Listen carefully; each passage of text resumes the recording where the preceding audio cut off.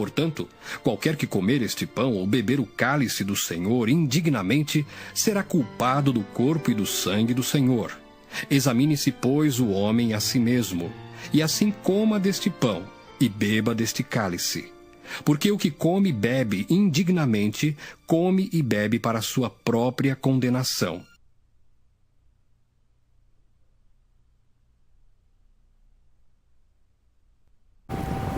De fato, meus queridos, nesse trecho de São Paulo, escrevendo aos Coríntios, na primeira epístola, no capítulo 11, a partir do verso 23, que nós já ouvimos anteriormente no vídeo, de fato há coisas muito importantes a considerar. E ainda podemos entrar até numa questão assim que poderia ser considerada meio irreverente, porque temos a aproveitar esta aparente reverência de São Paulo e daí podermos deduzir, fazer uma dedução importante em relação à questão da ceia do Senhor. Vamos observar bem o que diz São Paulo. Nós já vimos no texto, mas é bom a gente repassar isso. Observe bem o que é que diz São Paulo no capítulo 11 da primeira epístola de Paulo aos Coríntios. Então, ele diz assim: porque eu recebi do Senhor o que também vos entreguei. Isso a gente já viu, já sabemos como é. Que o Senhor, depois de ter dado graças, partiu o pão e disse: isto é o meu corpo, que é dado por vós. Fazei isto em memória de mim. Este corpo que é dado por vós também vamos dizer, divulgado e pregado na igreja, aquela tradução que diz que o corpo foi entregue por nós. E acho que existe ainda uma interpretação ou uma forma de ver que acentua ainda mais a memória do sacrifício de Cristo.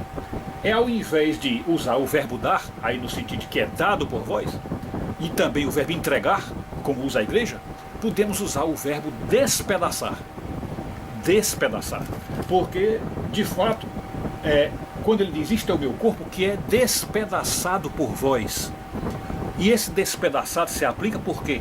Porque esse texto se refere ao sacrifício de Cristo. E no sacrifício de Cristo, o que Jesus fez na chamada via crucis, ou via sacra? O que ele fez?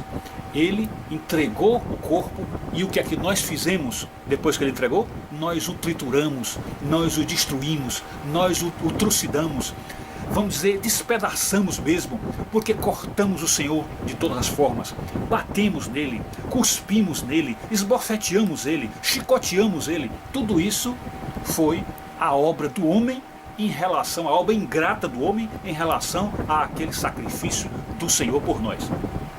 Quem muito bem mostrou isso, essa violência feita contra o Senhor, quem muito bem mostrou isso foi o Mel Gibson, naquele filme Paixão de Cristo, que para nós foi o melhor filme que se fez acerca da Via Crucis e do sofrimento de Jesus desde o início da história do cinema. Aliás, dizemos até que se nós tivéssemos que admitir que existe um evangelho de imagens, o evangelho imagético mais perfeito é o filme de Mel Gibson. Porém, o que nós estamos comentando é o que está no versículo que diz assim: por isso aquele que comer, porque todas as vezes que comerdes deste pão e beberdes o cálice, anunciais a morte do Senhor até que ele volte. Pois bem, por isso aquele que comer o pão e beber o cálice do Senhor indignamente, será réu do corpo e do sangue do Senhor. Aqui, nessa tradução de João Ferreira de Almeida, tem réu do corpo e do sangue. Outra tradução diz: seremos culpados do corpo e sangue do Senhor. E depois diz: examine-se, pois, o homem a si mesmo, e assim coma do pão e beba do cálice. Pois quem come e bebe sem discernir o corpo, come e bebe para si mesmo a própria condenação. Então, se São Paulo chegou a aventar essa hipótese de que alguém que come o pão da ceia do Senhor, come este pão em pecado, isto é, ainda não tiver naquele momento uma vida consagrada, uma vida santa, estiver realmente em caminho de santificação, se a pessoa não estiver assim, E comer o pão sem estar com a santificação é como se estivesse comendo para si mesmo a condenação. Observe como Paulo foi muito além, extrapolou completamente aquilo que nós poderíamos dizer como parte da misericórdia do Senhor, de que o Senhor perdoa a qualquer pecado. E como ele mesmo nos ensinou, perdoa 70 vezes 7. Porém, São Paulo, ao falar isto, que a pessoa que come indignamente é réu de corpo e sangue e está comendo a própria condenação, São Paulo é como se ele tivesse esquecido de que o Senhor perdoa 70 vezes 7 e, portanto, é uma coisa assim quase que descaridosa da parte de Deus, seria descaridoso da parte de Deus.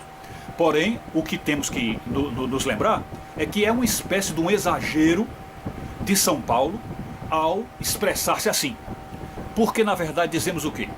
Dizemos que, ao afirmar que aquele que come o pão e o sangue, aliás, o pão e o vinho, corpo e sangue de Jesus, se ele comer este pão e este vinho em pecado, isto é, não em situação de não santificação, ele está comendo para si mesmo a própria condenação.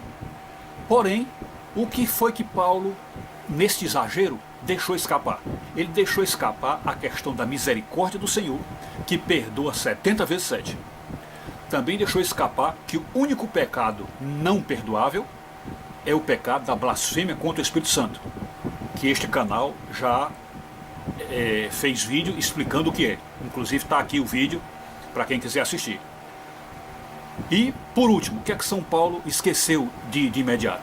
É que, ao dizer que a pessoa que come o pão e o vinho estão comendo a própria condenação, São Paulo esqueceu que todos nós estamos sempre em pecado. Não existe ninguém na face da terra que esteja em momento algum livre de pecado. Nós estamos em pecado constantemente.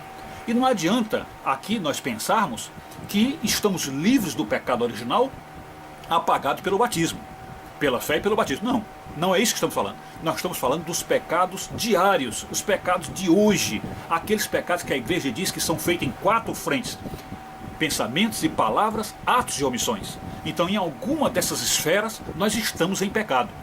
Então, se estamos em pecado, e como vemos na Escritura, aquele que pecar em um i ou um tio da lei, pecou pela lei inteira, então, evidentemente, todos nós, na hora da ceia do Senhor, estamos em pecado. Assim sendo, como foi que São Paulo foi dizer isto? Que aquele que comer do pão e do vinho em situação de pecado está comendo a própria condenação. Como é que ele foi dizer isto? Se todos nós estamos em pecado. Então, obviamente, a frase de São Paulo é uma frase que nós só temos uma única explicação. Uma única explicação. É que São Paulo, percebendo o desrespeito que a igreja daquela época já estava começando a dar à ceia do Senhor, o desrespeito era tão grande que São Paulo chegou a perguntar: vocês não têm o que comer em casa não? Porque vinha gente comer dentro da igreja esfomeados, ou como se estivessem esfomeados, loucos para pegar a comida, e dava a impressão inclusive que não era somente pão e vinho, porque as pessoas vinham para se saciar mesmo. Então vinham pessoas para comer dentro da igreja como se estivessem morrendo de fome e não tivessem nada para comer em casa. E São Paulo, sabendo que eles tinham que comer em casa, perguntou: vocês não têm o que comer não? Então foi visando um maior respeito pela ceia do Senhor. Então, visando esse respeito, São Paulo se lembrou o quê? Aqui nós estamos comendo o corpo e o sangue de Jesus. Portanto, é algo muito mais profundo, muito mais elevado do que uma mera comida. Porque se trata de um memorial vivo, eterno, e onde o próprio Deus está presente. Então, por causa disso, para acentuar, para chamar bem a atenção da presença de Cristo no pão e no vinho, do corpo de Cristo e do sangue do Senhor presente realmente por inteiro na Eucaristia, São Paulo então fez essa lembrança: olha, aquele que comer este pão e este vinho em pecado, ou seja, que não estiver 100% santificado, ou seja, através da reconciliação com o Senhor, reconciliação feita com o sacerdote. Então, se você não estiver reconciliado com o Senhor e naquele momento santificado, você está comendo a própria condenação. Então nós entendemos aquela passagem de Paulo, que parece um exagero, entendemos isso como uma tentativa dele, ou vamos dizer, uma tática, uma didática dele, para nos chamar a atenção da real presença do Senhor no pão e no vinho. Então aí está o momento em que São Paulo resgatou com plenitude, com perfeição, o sentido da Eucaristia, isto é, a presença do Senhor no pão e no vinho. É isto.